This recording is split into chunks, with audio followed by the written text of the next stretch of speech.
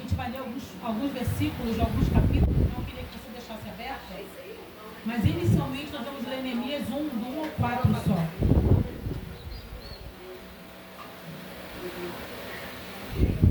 Neemias, capítulo 1, versículo de 1 ao 4.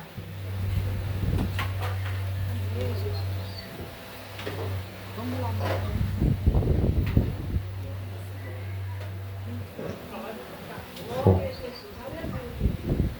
glória a Deus. Agora está mais bonito na nossa. Amém, queridos? Amém. Vamos ler de 1 a 4? Minha versão NVI diz assim: Palavras de Neemias, filho de Acalias. No mês de Quisleu, no 20º ano, enquanto eu estava na cidade de Suzã, Hanani, um dos meus irmãos, veio de Judá com alguns outros homens e lhe perguntei acerca dos judeus que restaram, dos sobreviventes do cativeiro e também sobre Jerusalém. E ele me respondeu: aqueles que sobreviveram ao cativeiro estão lá na província, passam por grande sofrimento e humilhação. O muro de Jerusalém foi derrubado e suas portas foram destruídas pelo fogo. Quando ouvi essas coisas, sentei-me e chorei. Passei dias lamentando-me, jejuando e orando ao Deus dos céus. Amém, queridos? O Senhor chamou Neemias para uma grande obra. Eu tenho algo a dizer para vocês, não foi só Neemias. Deus chamou a cada um de nós aqui para uma grande obra. Glória a Deus. Não foi privilégio de Neemias, pode crer nisso. Deus chamou a cada um aqui para uma obra específica. E tudo que Deus faz, tudo que Deus chama é grande porque Deus é um Deus grande. Para a gente se encaixar aqui na história aqui, antes da morte de Salomão, o reino de Israel era um reino só. Eram 12 tribos de um reino, o reino de Israel. Após a morte de Salomão, começou a ter brigas com os irmãos e o reino foi dividido entre o reino do norte. Das 12 tribos ficou 10, era chamado de Israel, com a capital de Samaria, e o reino do sul, que foram 2 tribos, que era Judá, com a capital de Jerusalém. Porém, como houve muita confusão, muita divisão, muita bagunça, os inimigos entraram e tomaram os reinos. Então o reino do norte, os assírios tomaram, e o reino do sul, os babilônicos tomaram. A gente já começa a entender uma coisa muito forte aqui para nossas vidas. Aonde há divisão, onde há bagunça, onde há contenda, há espaço para o inimigo entrar e tomar posse. Meu Deus. É Deus. Nosso Deus, ele trabalha com unidade. Nosso Deus não suporta divisão. Nosso Deus não suporta competição. Aqui os filhos queriam saber quem ia ser o próximo rei, quem ia tomar parte, quem ia reinar, quem ia comandar. E começaram a brigar um com o outro. E a palavra de Deus diz que o reino foi dividido, foi quebrado. Logo após ser dividido, os inimigos entraram e tomaram posse do povo de Deus. Conosco hoje não é muito diferente. Uma igreja dividida, uma família dividida, uma equipe de trabalho dividida não vai sobreviver. O inimigo vai achar uma brecha e vai entrar e vai tomar posse.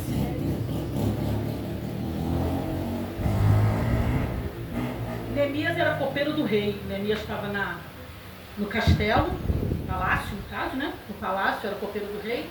E o copeiro do rei naquela época não era o copeiro de hoje. Hoje o copeiro da prefeitura, pelo menos onde eu trabalhava, fica lá na copa, faz cafezinho, serve, né? A gente vai lá, toma água. O copeiro do rei naquela época, ele era um cargo de muita confiança do rei. Por quê? Porque ele provava tudo que o rei bebia e comia. Não é, Ângela? O rei pegava a água com baba do copeiro, ou comia. Era assim mesmo. Mas por que isso acontecia? Porque naquela época tinha muito envenenamento. Os familiares queriam envenenar para tomar posse do reinado. Então tinha aquela competição. Não, se fulano morrer, quem vai ser o próximo rei? Então você vai envenenar, que eu sou o filho mais velho, eu vou ser o próximo rei. A gente envenena ele. Para que isso não acontecesse com o rei, existia a função copeiro, que era Neemias, E ele provava antes a bebida, provava antes a comida. Se ele não caísse morto, o rei bebia ou comia. Era assim. Então era um cargo de muita confiança. E o rei gostava muito de Neemias. Neemias, ele já nasceu na Babilônia, tá, queridos? Neemias, ele é filho do povo, que com essa divisão, aí na época dessa divisão, o rei Nabucodonosor foi lá e resgatou o povo mais inteligente, mais bonito, na época de Daniel, vocês sabem essa história, né? Eles ficaram 70 anos cativos. Mas Neemias, ele já nasceu lá na Babilônia, então ele não era desse tempo lá de Israel. Ele tinha uma vida muito boa no palácio. A vida dele era muito boa. Só que a palavra de Deus diz que assim que ele soube que Jerusalém estava com as portas queimadas, com os muros derrubados, ele não nasceu ali, tá, gente? Não era a cidade dele. Os pais dele eram de lá, mas ele nunca morou ali. A palavra de Deus diz que ele chorou, sentou, se lamentou e jejuou. E o Senhor me fez uma pergunta. O Senhor fez a pergunta assim: Ângela, como é que você se comporta quando você sabe uma notícia ruim de quem não faz parte da sua família? Porque, gente, quando é parte da família, a gente coloca em todos os grupos de oração que a gente conhece mais um pouco, não é assim? Olha, meu parente tá com resfriado. Ai, olha pro meu parente, olha pro meu parente. Ai, passa no grupo de oração da sua igreja. Aí vai na igreja, pede, vai no grupo de oração aqui. Não é assim, gente, que a gente faz. A gente crê no poder da oração. Mas será que quando acontece com alguma pessoa que a gente não tem nenhum contato, que a gente não tem nenhum vínculo afetivo, que a gente não tem... Será que a gente realmente também ora, se lamenta, chora, tem empatia com esse povo? E o Senhor me perguntou isso. Como que é a sua reação quando você sabe de alguém que você não participa do convívio? Porque nós, como cristãos, precisamos chorar com os que choram. A Nadir chorou aqui, eu chorei ali. Não porque era Nadir, porque é minha irmã em Cristo. Minha pastora, mas é minha irmã em Cristo. E a palavra de Deus diz que a gente tem que chorar com os que choram e se alegrar com os que se alegram. Então, quando ela ri, eu estou rindo com ela. Mas quando ela chora, eu estou chorando com ela. Por quê? Porque nós somos um corpo. Se o corpo, a parte do corpo que a Nadir está sofrida, está doendo, vai doer em mim. O corpo todo tem que sentir. Não adianta a gente querer achar que, não, mas a Nadir está chorando porque ela perdeu a filha. Eu nunca perdi minha filha. A gente tem que sentir a dor dela, porque nós somos um corpo. E não tem como você machucar. Às vezes a gente machuca um pedacinho da mão, inflama, o corpo inteiro sente. A febre, você passa mal, tem que tomar antibiótico, o corpo inteiro sente. E no corpo de Deus, que é a igreja, não pode ser diferente, queridos. Então Neemias foi e se lamentou muito. No versículo 6 fala, lá na parte B ele fala assim, ó, Neemias falando: confesso os pecados que nós, os israelitas, temos cometido contra ti. Sim, eu e meu povo temos pecado, agimos de forma corrupta e vergonhosa contra ti. Ele pediu perdão ao Senhor não só pelo pecado dele, ele pediu perdão ao Senhor pelo pecado do povo. Eu lembro quando eu morava na Cidade de Deus, meu pastor de lá, tinha uma coisa muito linda que ele fazia. Nós fazíamos atos proféticos nas praças da Cidade de Deus. E eu era nova na fé, muito nova na fé, a primeira igreja, assim, efetivamente, né? E quando ele chegava nas praças, não, deixa aqui.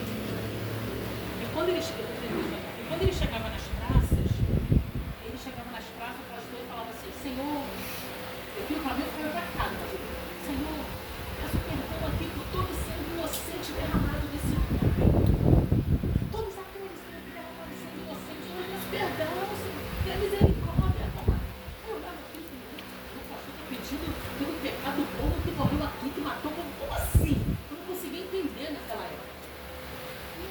Porque justamente eu era nova na fé. Então eu não conseguia entender. Não, Maicon, tá mó calor, pode deixar assim. Tá tudo aqui, já me deram tudo aqui para segurar, vai segurar tudo. E aí o que acontece, gente? Ele se lamentou, chorou, pediu perdão pelo pecado do povo. Só uma coisa muito interessante, no 2, ele foi se encontrar com o rei. Mas eu quero deixar algo muito interessante aqui, ó. No capítulo 1, versículo 1, fala que foi no mês de Quisleu.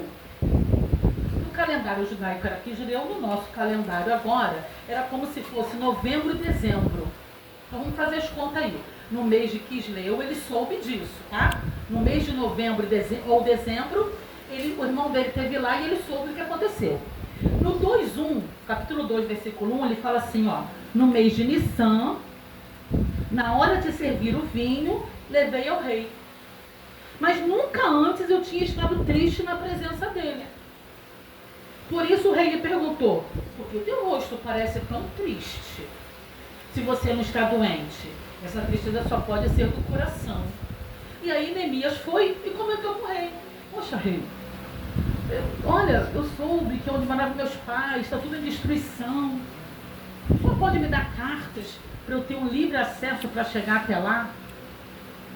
Queridos, mês de Quisleu era novembro e dezembro. Mês de Nissan era março e abril. Neemias ficou de 3 a 4 meses se preparando para falar com o rei. Como é que a gente se prepara para falar com o rei? A palavra de Deus diz que ele não podia chegar com cara feia, era desonra.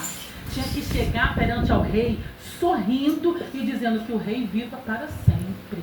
Sorrindo, porque era desonra se ele chegasse cabisbaixo. Tu está servindo o rei, rapaz. Tu está triste. Está aqui na posição com o rei. Chega sorrindo, era uma desonra. E mais uma vez o Senhor me levantou um questionamento: qual está sendo a nossa forma de chegar ao rei?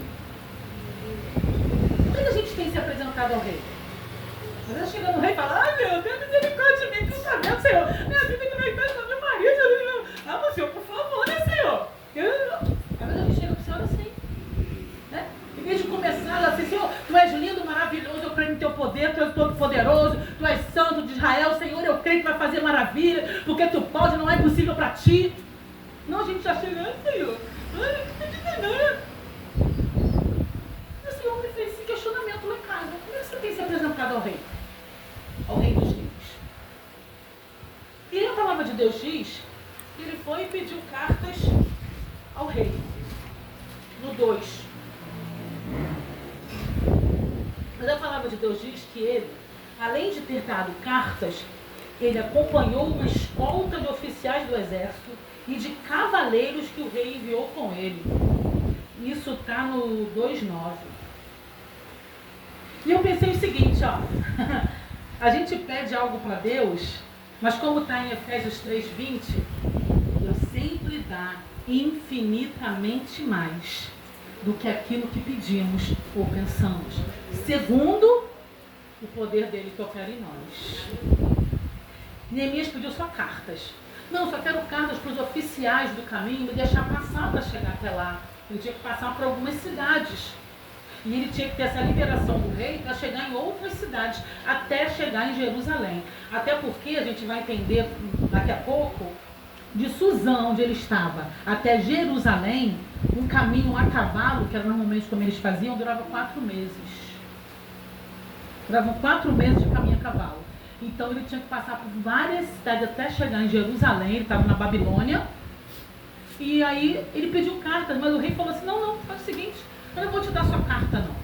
Eu vou te dar um exército, cavaleiros, eu vou te dar uma tropa de qualidade para ir com você. É assim que Deus faz conosco. Quando a gente pede algo, sabe, do fundo do nosso coração, ele fala: não filho, peraí. Tu quer isso? Só eu vou te dar muito mais, eu posso todas as coisas. Aleluia. É assim que Deus faz. Às vezes a gente acha que a gente precisa de algo e ele fala: eu sei o que você precisa de mais do que isso, eu vou te dar mais do que você está pedindo. Eita glória. É assim que Deus faz. E aí, queridos, ele foi, depois desses 4 meses, está lá no 2:11. Diz assim a palavra de Deus, ó. 2:11. Cheguei a Jerusalém. Ele chegou a Jerusalém, tá? Onde os muros estavam destruídos. E a palavra de Deus diz assim, ó: depois de 3 dias de permanência ali, ele chegou. 3 dias depois, saí de noite com alguns dos meus amigos. mas eu não havia contado nada a ninguém do que meu Deus havia posto no meu coração. A primeira coisa aqui que eu acho muito interessante, queridos, Neemias chegou em Jerusalém, no local onde ele tinha que fazer uma grande obra, mas ele não chegou fazendo a obra. Ué, por que ele esperou 3 dias se ele estava ansioso para fazer a obra? Não é isso? Ele estava ansioso para reconstruir os muros. E aí ele chegou lá, a palavra de Deus diz que ele esperou 3 dias ainda para ele começar a pensar em fazer a obra. 4 meses a cavalo dá muito cansaço. Neemias parou para descansar. Sabe por quê, queridos? Eu lembro aqui de Esaú e Jacó. Vocês lembram da história de Esaú e Jacó? A palavra em Gênesis 25, 29 fala que Esaú chegou do campo muito cansado. Muito cansado. E Jacó estava fazendo um prato de lentilha ali, uma comida gostosa. E ele chegou cansado e com fome. E aí ele chega para Jacó e fala assim: me dá um prato desse aí de lentilha, eu tô com muita fome. Tô chegando agora do campo. E Jacó fala para ele: só se você me der o direito de primogenitura, aí eu te dou um prato de lentilha. Aí sabe o que Esaú falou? O que me adianta a primogenitura? Eu tô com fome. Me dá essa lentilha aí que eu te dou a primogenitura. Ele estava cansado. Quando a gente faz algo cansado, queridos, a gente pode sofrer consequências eternas. Esaú perdeu o que era eterno, que Deus havia dado a ele, por algo temporário, que era um prato de lentilhas. No dia seguinte, ele estava com fome de novo. Às vezes, quando a gente age pelo cansaço, a gente pode perder o que Deus nos dá por algo temporário. Quem nunca cansou de orar por alguém? Quem nunca falou: não vou mais orar por fulano, estou cansada, não vou mais para a igreja não, eu estou cansada. Quem nunca pensou assim, gente? Ou só eu? Só que quando a gente toma atitude no cansaço, a gente tem que o tempo todo lembrar de Esaú e Jacó. A gente de repente vai perder coisas que depois não tem mais como recuperar. A gente precisa descansar. E Neemias foi muito inteligente. Ele falou: vou descansar 3 dias, depois eu vou começar a pensar. E outra coisa muito interessante, como a pastora falou que eu sou objetivo, isso mesmo, já está acabando. E uma coisa muito interessante que ele fala assim no versículo 12: eu não havia contado nada a ninguém o que Deus havia posto no meu coração. Olha o mistério aí do silêncio. Quem lembra de Josué e mulher de Jericó? Foram 7 voltas cantando, não foi? Louvando? Não. Foram 7 voltas em silêncio. Você imagina um monte de mulher, se fosse mulher rodando ali? A mulher já estava assim, ó. A boca, porque a mulher não vai conseguir ficar 7 dias sem falar, irmão. Que mulher vai ficar 7 dias sem falar, gente? Não dá. Aí Deus foi, falou com os guerreiros, rodeia 7 dias aí, ó, em silêncio. Na 7ª volta do 7º dia, aí vocês vão dar o brado de vitória. Sabe o que Deus está dizendo para mim e para você? Muitas coisas você tem que calar sua boca, porque vai chegar o tempo de dar o brado da vitória. Aleluia. Só que eu não estou de contar para amiga, Deus botou no meu coração, amiga, que eu vou ter que abrir um salão. Aí a amiga olha e fala assim: tu vai abrir um salão? Ah, legal. Pô, tomara que dê certo. Chega em casa e fala: não, tem que abrir um monte de esquina. Ou você acha que isso não existe? Que salãozinho que ela vai abrir? Tem que arrumar um monte de esquina. Peraí. Aí chega pra mim: e aí, amiga, já conseguiu abrir o salão? Ah, ainda não. Poxa, que pena, demora não abrir logo. Aí chega em casa e fala: não, peraí, tem que procurar um buraco aí pra abrir alguma coisa. A gente fala demais, queridos. E a gente fala principalmente com quem não deve falar. Em vez de chegar, falar com a tua pastora, com a tua líder, não, a gente fala pra amiga. Amiga. Sabe o que aconteceu, amiga? Olha, amiga, meu marido é maravilhoso. O meu marido é um marido maravilhoso. Ah, é? É mesmo, é? Daqui a pouco eu tô cantando seu marido. Ou acham que também não acontece? Eu sou vítima disso. No primeiro casamento. Deus. Ah, eu errei muito falando com uma amiga. O marido era maravilhoso. Foi a esposa dele quando eu me separei dele. Porque eu falava demais para quem eu não deveria falar.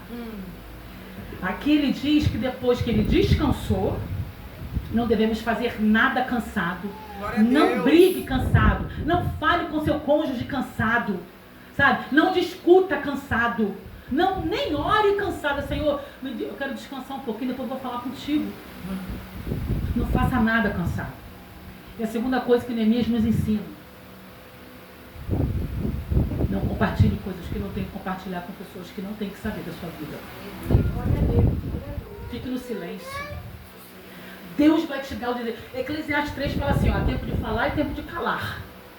O Senhor vai te dar direção para quem você tem que falar, quando você tem que falar, quando você tem que se calar e quando você vai dar o prato da vitória. É o Senhor que vai direcionar.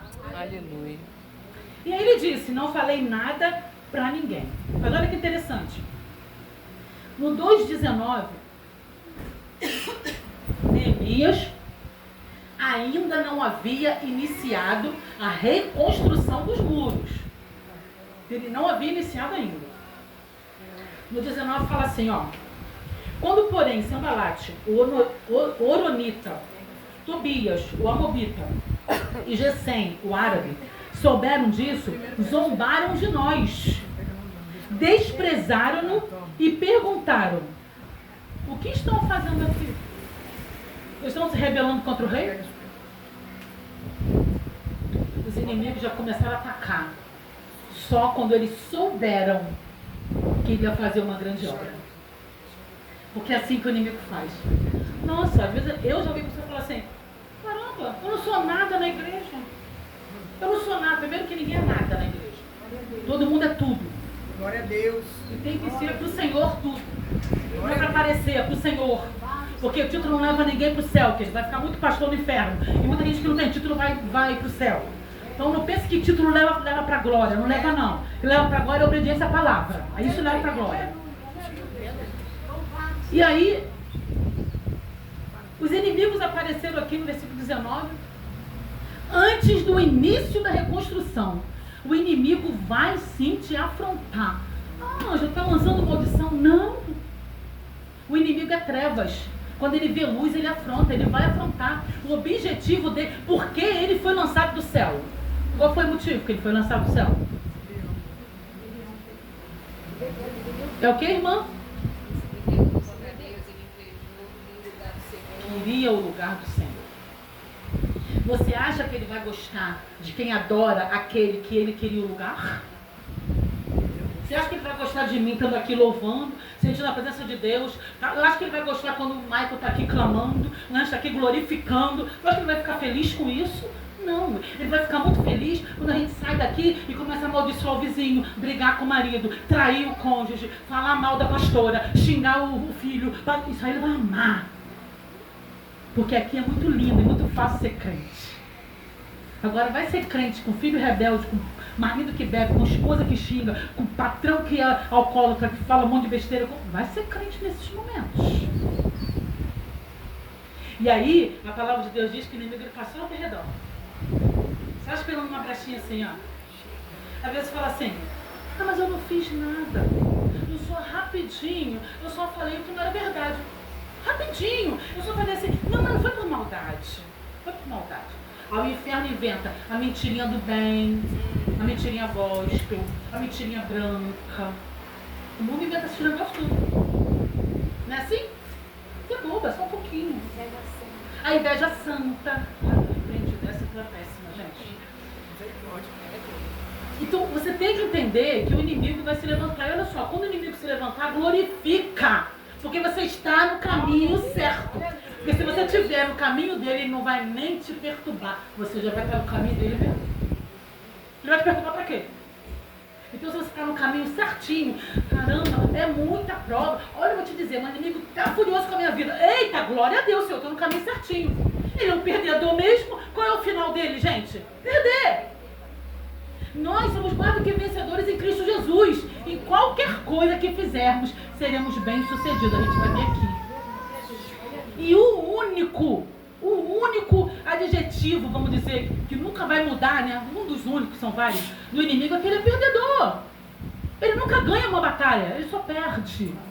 Ele já perdeu lá na cruz. Ele já foi derrotado lá na cruz.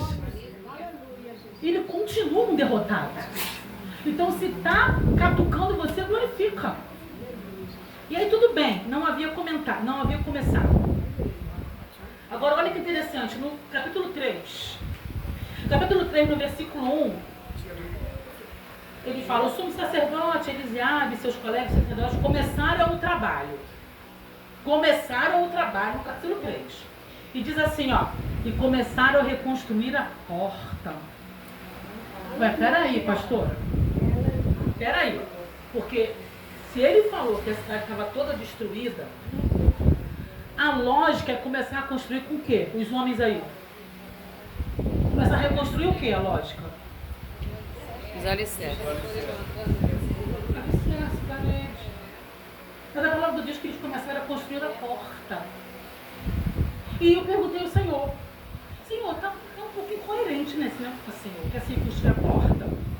E o Senhor falou para mim assim, quando eu começo uma grande obra na vida de alguém, vocês têm que saber quem entra e quem sai na sua vida. A porta é a passagem de quem tem que entrar e de quem tem que sair. Meu Deus. Meu Deus. Essa foi a resposta do Senhor para mim. E a pergunta agora é a seguinte, quem você tem deixado entrar na porta da sua vida, do seu coração, da sua casa? Quem você tem deixado entrar? Por que será que a obra não se completa? Por que será que a grande obra que Deus tem na sua vida e através da sua vida não se finalizou ainda? Tenta fazer uma retrospectiva de quem você permite entrar na sua casa, no seu quarto, no seu coração, na sua vida, nas suas emoções. Quem você tem permitido? Te edifica? Vem de Deus? E o Senhor me disse, eu preciso começar pelas portas. Não tenho como deixar quem não é para participar da grande obra entrar, senão a obra não vai ser feita. Ele começou pelas portas. Quando chega no 3, ele fala, a porta foi reconstruída, aí fala assim, eles puseram os batentes, colocaram portas, ferrolhos e trancas. Caramba! Ele não só fez a porta, Nadir, ele mandou botar ferrolho e tranca. Por quê? E eu mais uma vez falei, Senhor, mas tanta segurança é essa, né? E o Senhor me responde assim, se deixar encostado, o diabo entra. Ele mete o pé e vai entrar. Ele pode até ver a porta fechada, mas se não estiver trancada, ele vai meter o pé e vai entrar. Então a gente precisa trancar muito bem a porta do nosso coração. Eu já ouvi crente dizer assim, ó, ai, eu tenho dedo podre para homem. Tenho dedo podre, eu só escolho homem que não presta. Falei, porque primeiro, você declara que você tem dedo podre. O diabo ouve e está amando isso aí. Segundo, quem escolhe é você, não é o Senhor. Então não tem como dar certo. Ela é verdade, tal. A gente tem que vigiar muito bem, queridos, quem a gente permite participar da nossa vida. Ah, a pastora agora está pregando para eu excluir os meus amigos que não são crentes. De jeito nenhum. Só que a gente precisa orar ao Senhor e pedir a Ele o discernimento, a direção de quem verdadeiramente podemos contar. Além, claro, sempre da nossa liderança, porque Hebreus 13 diz que nenhuma liderança foi a não ser delegada por Ele. Se a Nadir, a pastora Nadir está aqui hoje como líder desta igreja, não foi porque ela quis, o Senhor delegou. E tudo que Deus faz é bom e Deus não erra. Então Ele tem um porquê a Nadir ser a líder de vocês. Aleluia. Em todos os momentos na Bíblia, se você ler o Antigo Testamento, o Senhor fala com o líder, para o líder falar com o povo. Ah, então Deus não fala comigo? Fala! Deus fala com todo mundo. Mas direcionamento da igreja, direcionamento de campanha, direcionamento é com o líder. A líder chega aqui e fala, bom, igreja, nós vamos fazer uma campanha agora que a gente vai orar e jejuar 40 dias. Deus me livre, jejuar 40 dias, pensa que eu sou o quê, gente? Eu passo mal, sou jejuar 40 dias. Aonde na Bíblia diz que eu não sou Jesus? Jesus que eu não sou Jesus. Questiona quando a tua liderança fala alguma coisa, não. Se esforça para obedecer, a vitória está aí. Se esforça para obedecer o que ela diz, porque com certeza não nasceu no coração dela, nasceu no coração do Senhor. E o Senhor já falou com ela. Vamos lá, a gente está finalizando. Por que construiu as portas, não foi? Deixa eu ver aqui. vendo aqui, mas acho que eu me perdi aqui. Deuteronômio 3, 4, isso. Capítulo 4. Versículo 1 fala assim: quando Sambalate soube que estávamos reconstruindo o muro, ficou furioso, ridicularizou os judeus. E na presença dos seus compatriotas e dos poderosos de Samaria disse: o que aqueles frágeis judeus estão fazendo? Verdadeiramente, quando você iniciar a grande obra que Deus botou no seu coração, eu tenho certeza aqui que Deus já falou com cada um aqui a grande obra que Ele tem para fazer na sua vida. Porque Deus só faz através da nossa vida quando Ele faz primeiro na nossa vida. O Senhor fez uma obra na vida de Neemias primeiro. Depois Ele falou: agora você vai fazer uma grande obra com o meu povo. Primeiro o Senhor tem que nos reconstruir, para depois nos dar autoridade para reconstruir algo. Nós temos que ser reconstruída. Já viu o cego guiando o cego? A palavra de Deus diz que os dois caem no abismo. E o primeiro ele tem que nos curar. Não, eu quero curar na... Olha, Deus me deu uma missão de cura. Menina, cura interior, cura a alma. Vou curar na ti. Ficar toda arrebentada por dentro. Como assim? Vai lá se curar primeiro. Primeiro se trata. Primeiro se cura. Primeiro se liberta. Aí Deus vai te usar como instrumento poderoso. Glória a Deus. Porque aquilo que você passa, o testemunho que você tem, é para você glorificar o nome do Senhor. Para Ele trabalhar na sua vida, para que depois Ele trabalhe através da sua vida em outras vidas. Vamos lá. 6, para a gente acabar. 6:1 fala assim: quando Sambalate, Tobias, Gesem, o árabe, e o restante dos nossos inimigos souberam que eu havia reconstruído o muro, olha que tremendo isso aqui, e que não havia ficado nenhuma brecha, Sambalate e Gesem mandaram a seguinte mensagem no 2: venha, vamos nos encontrar num povoado ali na planície do Ono. Os inimigos viram que eles já tinham reconstruído os muros de Jerusalém. E os inimigos fez um convite para Neemias. Sabe aquele convite com palavras doces? Sabe aquele convite quase recusado? Vem, vamos nos encontrar ali na planície. Vamos bater um papo. Vamos bater um papo só. Ainda no 2. Contudo, eles estavam tramando me fazer o mal. Por isso, eu lhes enviei mensageiros, Neemias, com essa resposta: estou fazendo uma grande obra. Aleluia. Não posso parar. Cuidado com os convites de palavras doces. Sabe aqueles convites de palavras doces? Porque às vezes a palavra pode até ser doce, mas a consequência pode ser amarga. Quando o diabo mandar alguém te fazer um convite, porque aqui só tem adulto. E a gente sabe quando o convite vem de Deus, quando vem do diabo. Quem dizer que